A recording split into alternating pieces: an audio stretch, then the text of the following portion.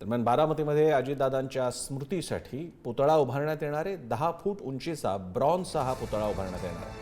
अजितदादांचे विश्वासू किरण गुजर यांनी ही माहिती दिली आहे।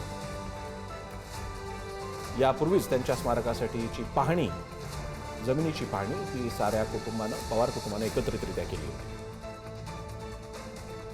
माझी आजच्या निमित्ताने मागणी राहील की हा जो आमचा कला दालन आहे याला सक्षम प्राधिकरणाच्या मान्यतेने आम्ही म्हणजे नटराज मंडळाने निर्णय घेतला आहे की आपण अजित कला दालन असं नाव आम्ही दिलेलं आहे। त्याचप्रमाणे हा जो चौक आहे या चौकाला आपलं तिरंगा सर्कल नाव आहे की जे दादानी स्वतः ठेवलं होतं।